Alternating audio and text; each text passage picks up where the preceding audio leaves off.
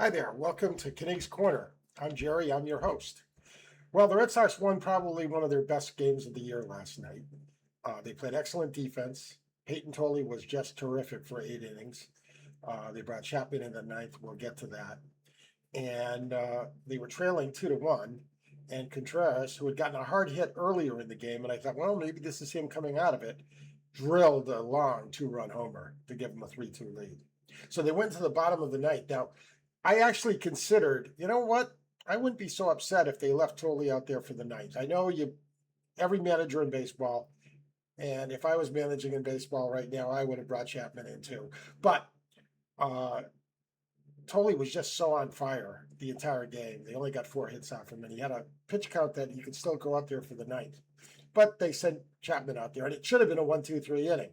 But with 2 outs in the ninth, Monasterio made a throwing error that put a runner on, and Chapman just lost the strike zone. 8 straight balls, loads the bases, tying run on third, winning run on second. And so they made a trip to the mound, and it seemed to right Chapman. He got a strike, he got strike two, and then the next pitch was drilled and it hit him. I don't know if it would have got through to center field because Meyer was playing shading the bag, but it was drilled, and it went off with Chapman. He lost his balance, fell to the ground, raced after the ball, picked it up, and flipped the first, just beating the runner. And the Red Sox escaped with a 3-2 victory. So that was really nice. Today, the game is going on, and they're trailing 7-0, which doesn't surprise me because Brian Bayo, while having tons of ability, just hasn't put it together. He gave up a 3-run homer in the first, right after they just missed getting a double play that would have gotten him out of the inning. And with any adversity, Bayo never rises to the occasion. If someone makes an error behind him, if there's a blue pit, a seeing eye grounder, whatever, Bayo comes apart. And I wrote that down when Crochet comes back. You're going to see Crochet, Suarez, Sonny Gray, Connolly Early, and Peyton Tolley. And I guess Bayo goes to the bullpen. I would expect that he'd be an excellent trade candidate, as would Duran. Duran does have 2 hits today, so maybe he's coming out of his funk, which would be nice, and it would be very much needed. But if you could somehow get someone to bite on Bayo and Duran as buying low, and get somebody with a little bit of pop, you can throw Durbin in there as well, and get somebody that has a big contract. I know John Henry, that the team wants to dump that's not doing well. That would be the move. Maybe I don't know. I guess Arizona's doing okay if they wanted to dump Nolan Arenado, somebody like that. But once again today, no hitting. An amazing stat. If the Red Sox are down by 2 runs or more in a game, what's their record this year? They're 1-23.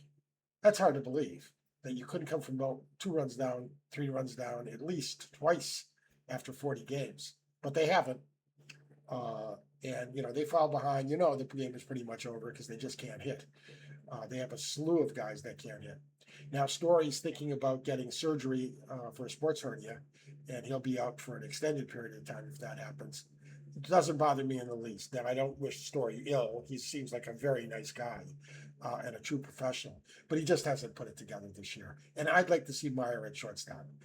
He's a defensive whiz. And I think we're wasting him at second. Put him there at short. Put a combination maybe of Sogart and Monasterio at second. Maybe even throw Sogart more over at third as well.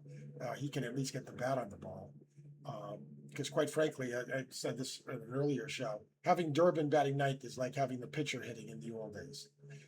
Even when he gets a hit, he doesn't hit the ball hard. His hard hit rate has got to be the worst in baseball. So he'll get bleeders, he'll get bloops, but very rarely does he sting the ball. Good fielder, very dependable fielder, but has not come through. Because most of the guys, that Story hasn't come through either. Meyer hitting 230, and it reminds me of I can't remember who it was exactly, but when Dean Wormer said, "Congratulations, you're the valedictorian of the Delta House," and he had like a 2.1 average or a 1.9 average GPA. So they just don't hit, and they're going to have to do something about that. A couple of things they do field. They improved that from last year, and they do pitch. And not only do they pitch, the guys they got rid of or traded away, they pitch too. Yankees are throwing a kid today that they got for Nevias. No problem with that trade, but he looks very good. He's got one run against the Mets.